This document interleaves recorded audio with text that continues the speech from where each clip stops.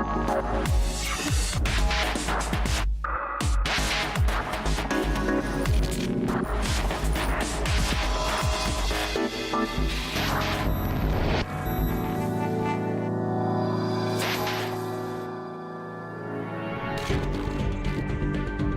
and welcome to Worlds Apart.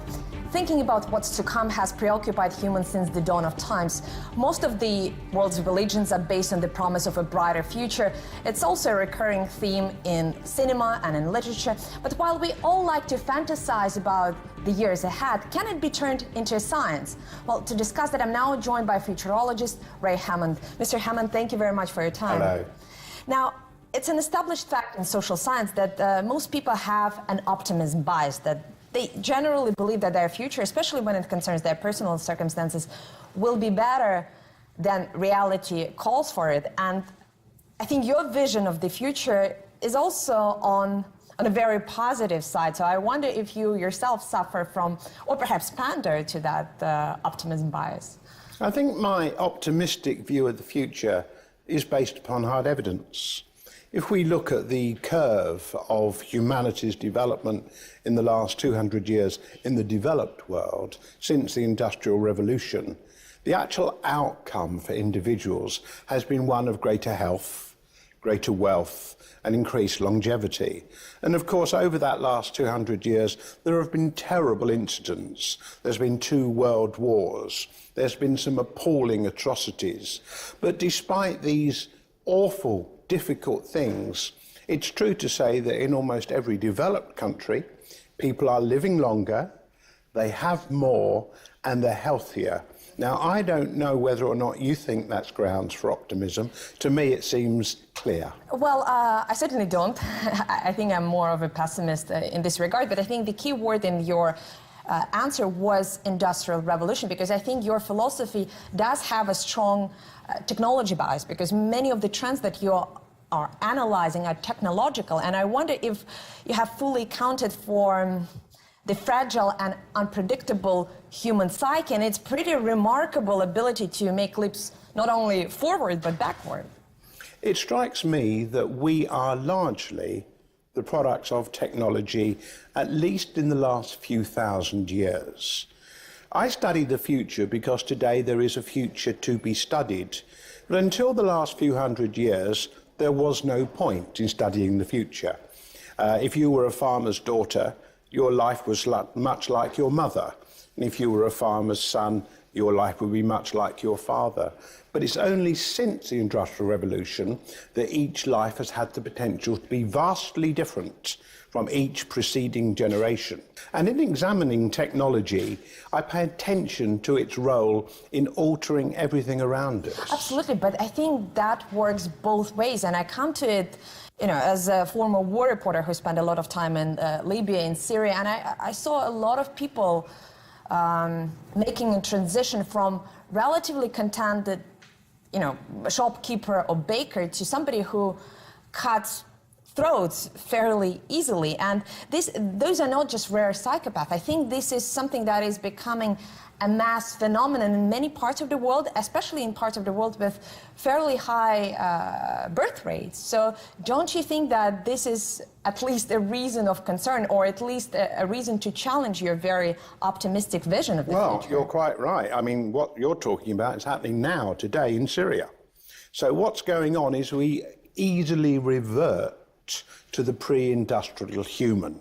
We all have in us the capability of being a very destructive creature, and we needed to have that for evolutionary reasons. Without such capability, we wouldn't have survived, and our tribes wouldn't have survived. And the reason young men like to fight so much is they're evolutionary designed to do it. But my point is that if you can easily revert to that kind of medieval violence, then all the advances in technology could be reverted within a few years. But it doesn't get reversed. It doesn't get thrown away. The advances of the technology are there. Now, each society may suffer an appalling catastrophe and take a backward step. In fact, it may happen to a developed society at some time in the future. Nobody's to say that it won't, certainly not me. But despite these reverses, the trend is inexorably upwards and for the good. And that's my fundamental point. In 2012, I heard you gave a talk on the Arab Spring, and in that talk you celebrated the birth of a new democratic state in Libya, and that was the narrative that was very popular in Western press at the time, even though I think there were also evidence at the time that people were getting increasingly violent. And what was interesting about Libya is that it was, in technological terms, a very advanced country. They had some of the best medicine on the continent, they had some of the best technology available to them, and yet, if you look at the country now, it is thrown back not only decades, some would argue even centuries. Why do you think it cannot happen on a global scale, especially given that you identify globalization as one of the factors that will drive the future? I do. I think in particular I celebrated what happened in Tunisia. And by definition, at the time, I was talking about the potential for Libya. And I'm very sad to see how that's turned out. In fact, I think the world now looks at the Arab Spring as being almost a false spring, a false dawning. And what we've discovered is that although those who wanted some new form of democracy were able to organize themselves, they probably didn't have much to put in place to replace the things they were trying to destroy. What do you mean by something worthwhile to put in its place? In other words, just being against something isn't sufficient. You have to say, I don't like this regime, and what I would want to put in its place is this type of regime. And you need to have thought through and to discuss and to find, above all, leaders. Because what most communities lack is leadership. By that, I don't mean necessarily strong dictator leadership. I can also mean inspirational, charismatic leadership. Mr. Hammond, as somebody who spent a lot of time on the ground back then, I think all of that was discussed. There were lots and lots of meetings with lots and lots of young people, many of them coming from the West, having Western degrees. So the vision was there, the leadership was there, but for some reason it didn't happen the way I think we can see, looking back, that the actual leadership wasn't there. There may have been leadership at the cellular level, at the local level. We certainly had no political leaders rise up. We didn't see them. They would be on the world stage today if they were there. I am disappointed in the outcome in some territories of the Arab Spring, but what it doesn't do is take away from the role technology played. What it does say is that the regions that were tribal have reverted to forms of tribalism. But Mr. Hammond, can we perhaps, for the sake of intellectual experiment, take a technological view to leadership? Everybody is very critical of authoritarian regimes, but don't you think that sometimes in certain parts of the world, and I understand that it's a highly politically incorrect thing to say, but don't you think that authoritarianism in and of itself could be necessitated by the cultural, ethnic, political realities on the ground? In other words, that it is itself the product of the conditions on the ground, that it is the product of political evolution. I agree with you completely. I think in some territories it is appropriate. In some territories needed. It depends upon the conditions at the time. I do not condemn authoritarianism. I don't believe there is any one model of governance that is right for all. Firstly, I think it's for individual peoples to decide what is right for their own groupings of people. But I certainly don't make the mistake of thinking any one model, for example, Western democracy, is any sort of global model. I realized some years ago that that had been a profound mistake. Now, switching gears a little bit, you talk a lot about 6 drivers of the future, the first one being a population explosion. And I think it is, if we look at all these factors in complexity, you will see that their distribution is very uneven. For example, some of the most negative drivers like climate change are more salient in regions with higher demographics. Some of the positive factors like technological advances, medical revolution, they're more present in regions with low birth rates or stable birth rates. Isn't it more or less given that over time, and perhaps in the near future, one part of humanity will have to take on another part of humanity because the divide between various parts of the world is only getting greater, and all those 6 factors, all those 6 drivers that you mentioned, they are not distributed evenly. You're quite right. There is great unevenness if we take population growth. In some parts of the world it's enormous. In other parts of the world we have really shrinking populations. If you talk about inequality, in some parts of the world it's enormous, other parts less so. And you suggest that won't inevitably peoples clash as a result. Well, I actually think that one of the big drivers of the future are the 2 billion people who are taking no part in global development. They used to be called the bottom billion. These days it's closer to 2 billion. And they're not involved in globalization, in world development.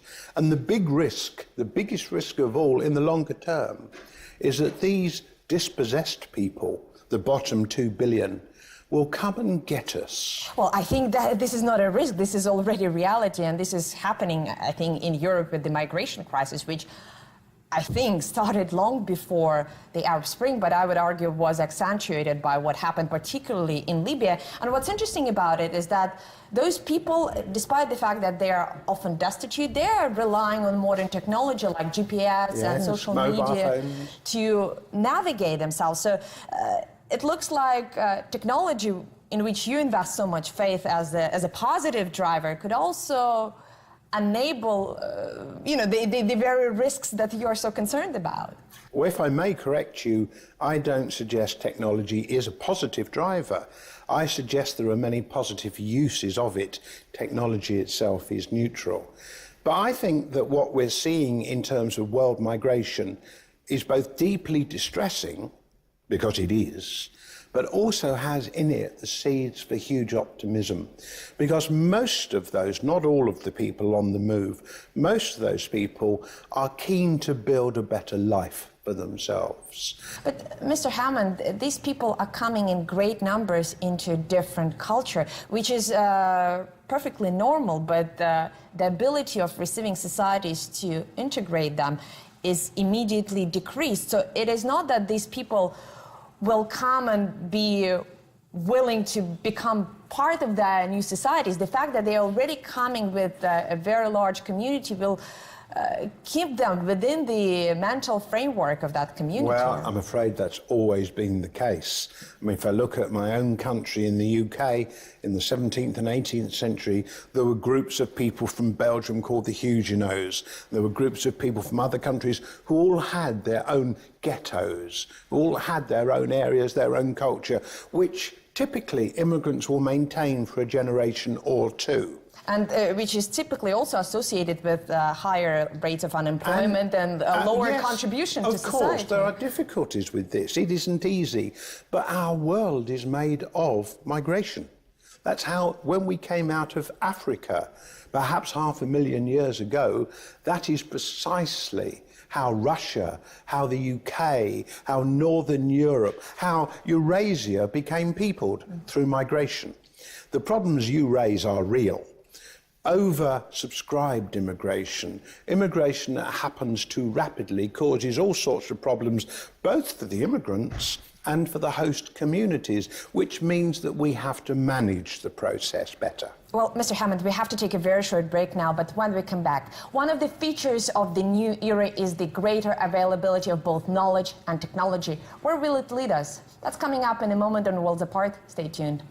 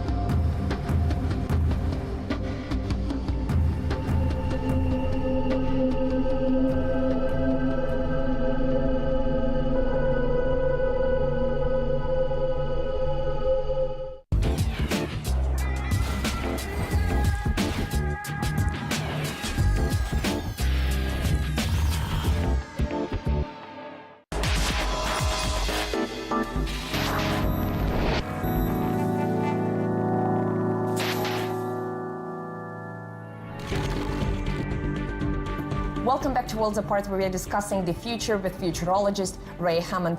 Mr. Hammond, you get very passionate when you talk about medicine and how medical knowledge is becoming democratized. Yes. It is also, in your view, revolutionizing our way of life. I heard you say that in a few years, a large proportion of the population will rely on wearable devices to monitor their health. And this is one of the factors that you connect to the increased longevity, the increased life expectancy. Why do you think the correlation between technology and increased life expectancy is so linear and so positive? Largely because our bodies are dumb today. At the moment, I doubt whether you know what your heart rate is. I doubt whether you know what your blood pressure is. And I don't know what my measurements are either. Why do I even need to know that? Well, the answer is you don't. But you need to know if they're going wrong. Or at least your physician does. And our bodies, which are today dumb, will soon become smart. We see the early examples with people wearing Fitbits and wearables, which they use for fitness and sports activity and so on.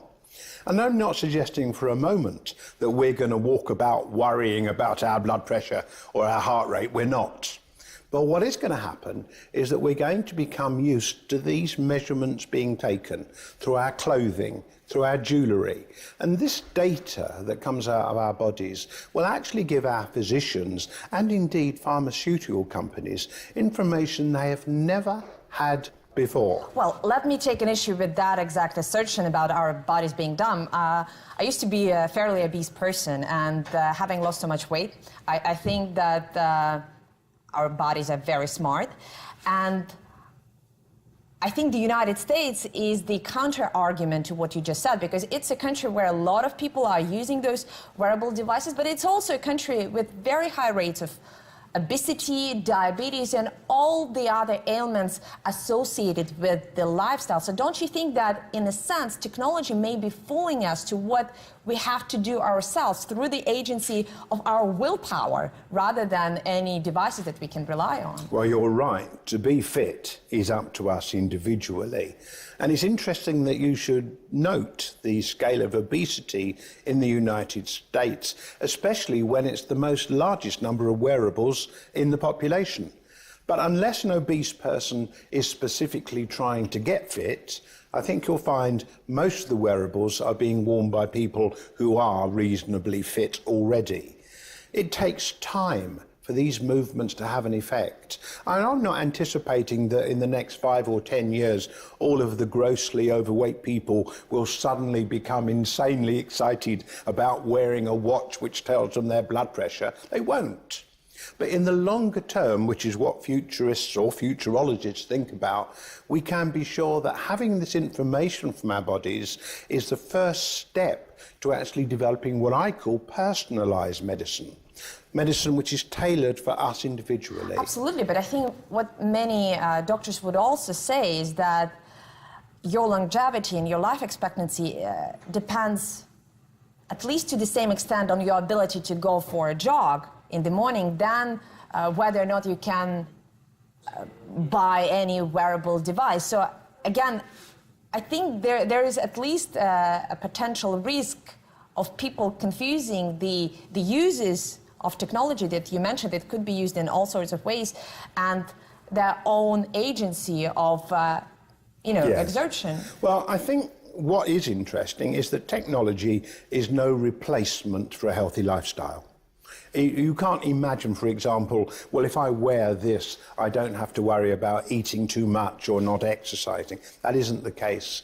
What is the case is that people will, in general, be wearing devices which they're not even probably even aware of it, will be giving this sort of data to their physicians. Having information about how your body is developing is a pretty powerful motivator to avoiding the things that might take you there. That's a pretty good example.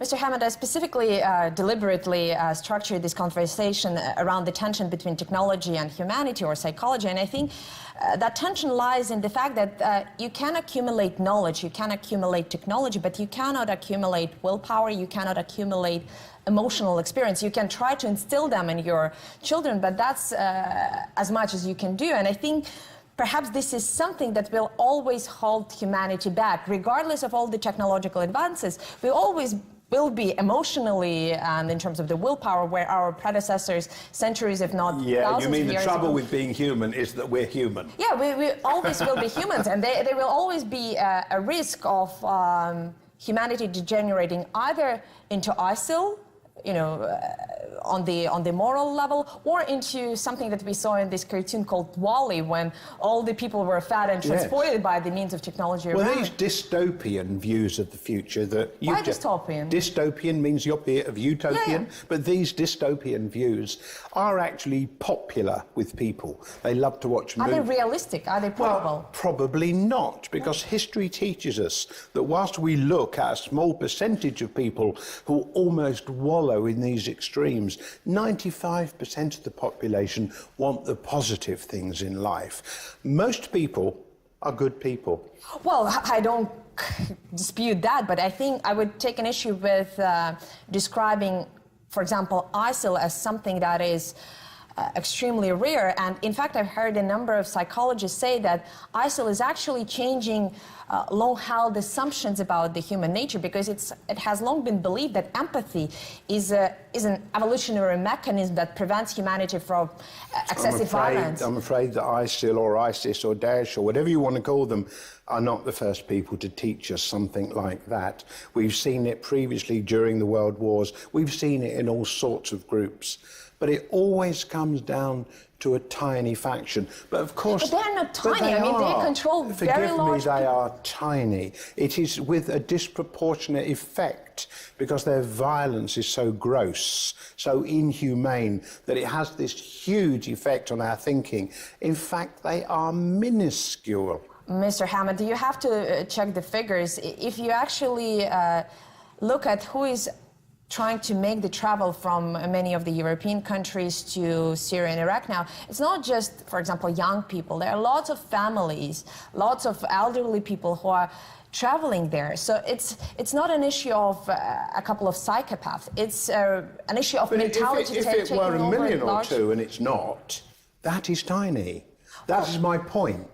The point is that given the overall scheme of things, it is minute. In fact, I heard the former British Foreign Minister Jack Straw yesterday describe the sort of Islamic radicalism, the extremism, as a virus. And another way of thinking of it as some sort of evil meme, some sort of catching thought process. And I think that's a fairly good way of thinking of it. Well, it's interesting that I also had a discussion with Jack Straw yesterday, especially about his decision to go to the war in Iraq back then. And I think he also recognized that they perhaps underestimated certain aspects of human nature. But what I wanted to ask you about is your view as a futurologist on the future of violence, because what we discovered over the last couple of years with ISIL is that these people who kill in cold blood, they can go back to their families and be loving and tender husbands and fathers. Don't you think that is perhaps a very important new fact about humanity? Is it new? I mean, perhaps the Nazis did that in the same way. Perhaps the Nazi executioners went home and were loving to their families. I completely reject the idea that's a new thing. Well, I think that I'm not actually quoting myself. I'm quoting a lot of psychologists who believe that empathy, at least we all thought that empathy is something that we all share. And one of the reasons why it is difficult for me to hurt you is because I sort of feel the pain. A certain care, The point that they are making is that it is not a given, and I think many of us take Nazism as, at least in Germany, as something that is an exception rather than the rule. But it now seems that kind of violence... Don't you see ISIL as an exception rather than the rule? Well, that's my question to you, because I think they're spreading around the region, and they're popping up in many countries. But the one thing that ISIL have, at least those who are most keen to proselytise it, is a belief that this life is insignificant. They actually believe that the life that matters lies beyond. I'm personally of the opinion that they are gravely mistaken. But because they have this mistaken belief, they can almost suspend the sense of empathy you're talking about. And it may well be that this particular religious fervour is the enemy. It's interesting you call it religious fervor, because I was born in the final years of the Soviet Union, and I still remember that futurism of the Soviet, very particular Soviet variety, was also very prominent in the communist ideology. To some extent, the ISIL worldview is futuristic, with all the virgins and heavenly castles. That's a futuristic worldview. When societies organize themselves around this notion of the future, what does it say about their present? Well, I don't think that societies which organise themselves around the future get any support from me, because the only time that is supremely important is the present. And people like me who study the future are peripheral to the actual mainstream. And the only reason that we crop up is that we throw in ideas which may agitate thinking, which may aid thinking. And that's as far as we go. I heard you say that except for Hitler and Stalin, humanity in the 20th century moved forward, things have gone better. And in terms of technology, that's certainly the case. But I think over the last couple of years, there have been a lot of people who have been revoking the possibility of a third world war. There are lots of political leaders who have been compared to Hitler and Stalin. And I wonder if that makes futurology as much a study of the future as a study of the past, because if you believe Mark Twain, history doesn't repeat itself, it rhymes. So the only thing you really have to do is to go to history books to Well, you're project. spot on, because Winston Churchill once said, the further you look into the past, the better you can see the present. And that remark was spot on. And I have taken pleasure in studying history because it helps to understand how the future may be shaped. Because in the end, all the decisions we take are human decisions. And by studying history, you learn how humans come to their decisions. Well, Mr. Hammond, this is all we have time for, but I really appreciate your company. And to our viewers, please share your comments on our Twitter, Facebook, and YouTube pages. And I hope to see you again, same place, same time, here on Worlds Apart.